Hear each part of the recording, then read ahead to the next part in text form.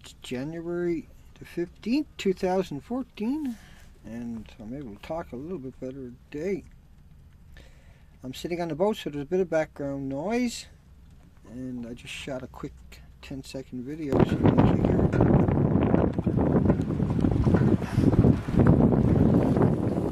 The Japanese government is poised to release information about the accident at Fukushima Daiichi that it initially withheld for fear of causing panic. The undisclosed data projects the spread of radiation from the nuclear plant. So what she's saying is that they panicked. We now think that even if the information is shocking, panic can be avoided with our proper explanations. Themselves and withheld that information, just like America and Canada governments, the people we hired to tell us done. My name is Martin Fackler. I am the Tokyo Bureau Chief, and the title, as we just heard, was Challenges and Opportunities After the Fukushima Nuclear Disaster. Now we're going to look at the other side of the nuclear coin, if you will, which is civilian nuclear use, this crisis management. This is all part of how people think that they're protecting themselves by going off and getting Ki, but Ki being potassium iodide. Unfortunately, it's probably not going to do them any good. Why not? Because here in New Mexico, we're not going to get exposed to any radioiodine. Dr. Gil May has researched radioactive respiratory health for 4 decades in New Mexico. He says this run on iodine is just unnecessary. We need to be able to put risks in perspective, and radiation is just one of the many risks that we suffer by living on planet Earth. Jeff Todd, KRQE News 13. And the question of what do you tell your public? Tim Worstall. The Fukushima radiation leak is equal to 76 million bananas. You know, I mean, do you tell them that there's a serious nuclear accident? Or? So we've been saying for about 2 years that there's a continuous source, much smaller. And let's put that in context of regulation limits. Japanese were saying, well, they didn't have any leaks. I think they were looking at their regulatory limits. You're allowed to put about 60,000 becquerels per cubic meter in the ocean by their regulation. This is our drinking water limit. In Japan, it's about 10,000. That's what you're allowed to drink. I put a banana on the scale here. 76 million bananas.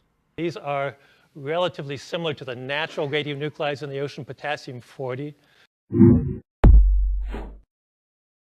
Homeostasis is a basic idea in biology, and what it is an organism's ability to keep a constant internal balance no matter what's going on in the environment. Do you play it down? Do you try to cover it up?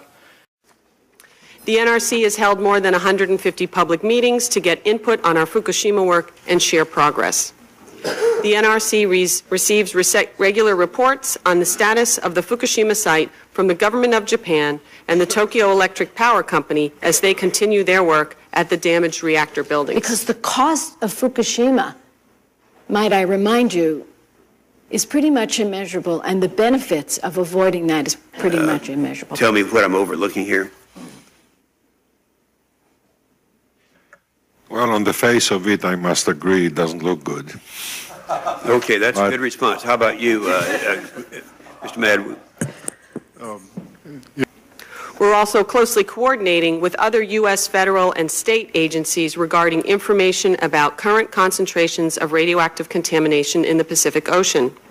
Based on the best scientific information available, no agency in the United States or abroad has identified any evidence of concerns for U.S. food and water supply or public health. This model is only based upon cesium and iodines, but there's 100 times more strontium-90 with cesium-137, and there's 10 times more iodine-132, and 30 times more iodine-133, and 31 times more iodine-129 that are not in this model. So they were panicking. It's generated by a computer system called SPEEDY. The data predicts the release of radioactive substances based on measurements at various locations and weather conditions. A joint task force run by the government and Tokyo Electric Power Company says about 5,000 undisclosed pieces of data will be released starting Tuesday. The Calgary Sun said no need to panic, probably because the government hasn't even released the data. So Canada was doing the exact same thing. The information will be posted on the websites of Japan's Science Ministry, the Nuclear and Industrial Safety Agency and the Nuclear Safety Commission. The Secretary-General of the Joint Task Force says the information was withheld because some data were based on overly rigorous assumptions and might have triggered You panic. didn't give the data because you were panicking. Now I want you to sincerely We apologize. sincerely apologize for the delay in releasing the data. And so they didn't want to tell everybody there was a 100% core meltdown when he came out. Last week, there was this enormous bombshell dropped by the government. They finally admitted there was 100% core melt in Unit 1, possibly in Units 2 and 3. Well, all these that's 100% meltdown, but that was what all the models are based upon, only that unit there. Now, he knows Unit 2 melted down. He said possibly. Possibly in Units 2 and look 3. At that and say it is a meltdown. How can you even consider looking at that, and he's seen that over and over? Showing soothing words mean nothing. The big question is, how could that guy not know the difference? How could he look at this building here and say it's not as bad as that building? Possibly in Units 2 and 3. How could he not know the difference? Because he did. And it's just, you can't trust any of them at any time. And nobody's died of radiation at Fukushima. Nobody's died, for goodness sake. Yeah. And nobody will. I mean, you can. One of the things I do in lecture, take the figures from Hiroshima and Nagasaki and look at the number of people who had so and so much radiation at Fukushima, and you work out how many of them are likely to die in the next 50 years. And the answer is 1 in total.